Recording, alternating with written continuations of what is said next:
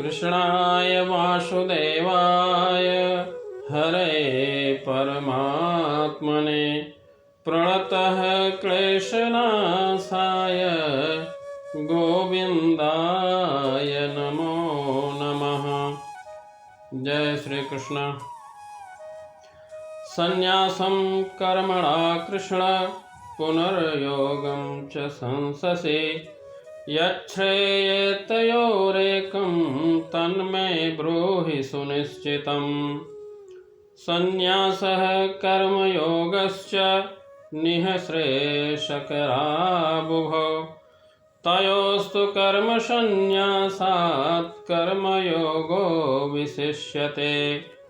ज्ञेयः स नित्यसन्न्यासी यो न द्वेष्टि न काङ्क्षति निर्द्वन्द्वो हि महाबाहो सुखं बन्धात् प्रमुच्यते। सांख्ययोगौ पृथग्बाला प्रवदन्ति न पंडिता एकमय्या स्थितः सम्यगो भयोर्विन्दते फलम्। अर्थात अर्जुन भगवान श्री कृष्ण से कह रहे हैं कि पहले आप मुझसे कर्म त्यागने के लिए कहते हैं और फिर भक्ति पूर्वक कर्म करने के लिए कहते हैं। क्या आप मुझे बताएंगे कि इन दोनों में कौन अधिक लाभप्रद है? श्री भगवान कहते हैं, मुक्ति के लिए तो कर्म का परित्याग तथा भक्तिमय कर्म दोनों ही उत्तम है, किंतु इन दोनों में से कर्म के परित्याग से भक्ति युक्त कर्म श्रेष्ठ है। जो व्यक्ति न तो कर्म फलों से घृणा करता है और न कर्म फल की इच्छा करता है, वह नित्य सन्यासी जाना जाता है। हे अर्जुन, ऐसा मनुष्य समस्त द्वंद्वों से रहित होकर भव बंधन को पार करके मुक्त हो जाता है। अज्ञानी ही भक्ति को भौतिक जगत के विश्लेषणात्मक अध्ययन से भिन्न कहते हैं। जो ज्ञानी हैं वे कहते हैं कि जो इनमें से किसी भी एक मार्ग का अनुसरण करता है वह दोनों का फल प्राप्त कर लेता है।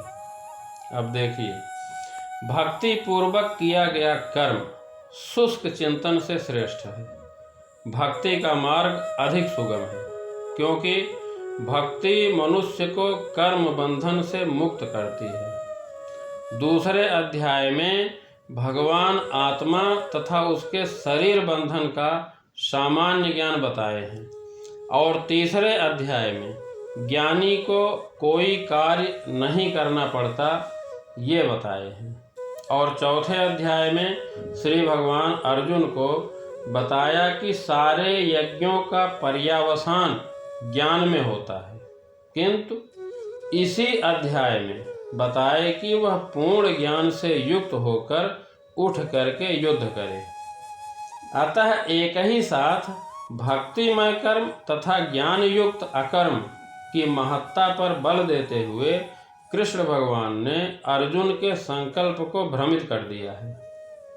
अर्जुन यह समझता है कि ज्ञानमय संन्यास का अर्थ है इंद्रिय कार्यों के रूप में समस्त प्रकार के कार्यकलापों का परित्याग, किंतु यदि भक्ति योग में कोई कर्म करता है तो फिर कर्म का किस तरह त्याग हुआ, या वह यह सोचता है कि ज्ञानमय संन्यास को सभी प्रकार के कार्यों से मुक्त होना चाहिए, क्योंकि उसे कर्म तथा ज्ञान असंगत से लगते हैं।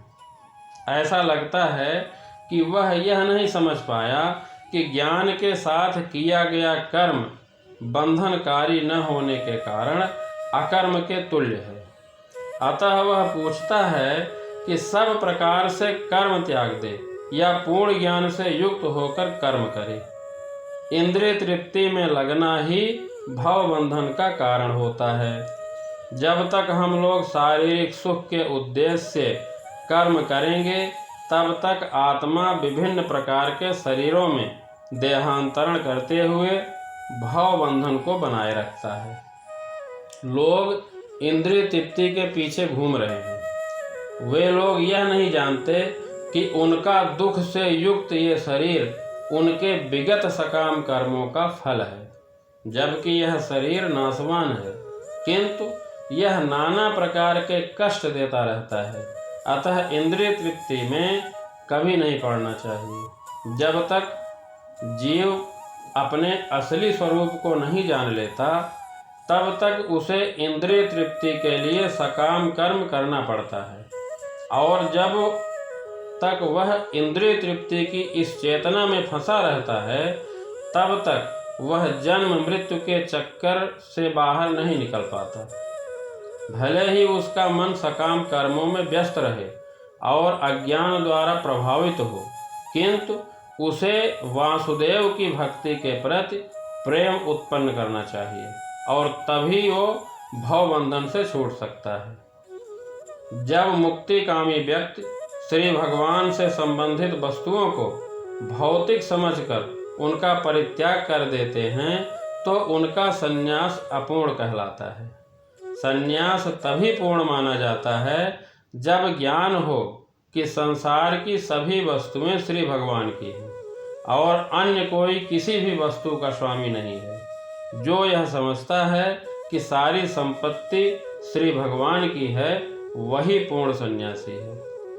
अब सवाल यह है कि जब प्रत्येक वस्तु भगवान की है, तो उसका उपयोग भी श्री भगवान के लिए ही होना चाहिए।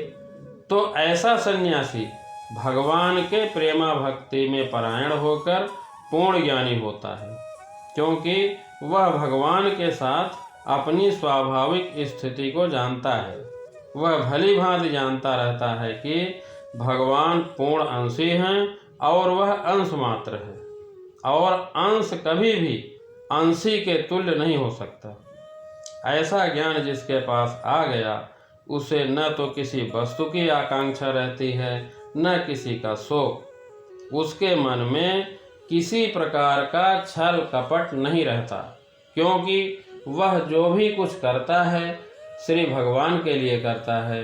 इस प्रकार छल कपट से रहित होकर वह इस भौतिक जगत से भी मुक्त हो जाता है। भौतिक जगत की आत्मा श्री भगवान है। भगवान की भक्ति का अर्थ होता है परमात्मा की सेवा। एक विधि से वृक्ष की जड़ खोजी जाती है और दूसरी विधि से उसको सींचा जाता है। सांख्य दर्शन का छात्र श्री भगवान को ढूंढता है, और ज्ञानी लोग अपने आप को श्री भगवान की सेवा में लगा देते हैं। अतः इन दोनों में कोई भेद नहीं है, क्योंकि दोनों का उद्देश्य ईश्वर प्राप्ति है। जय श्री कृष्ण।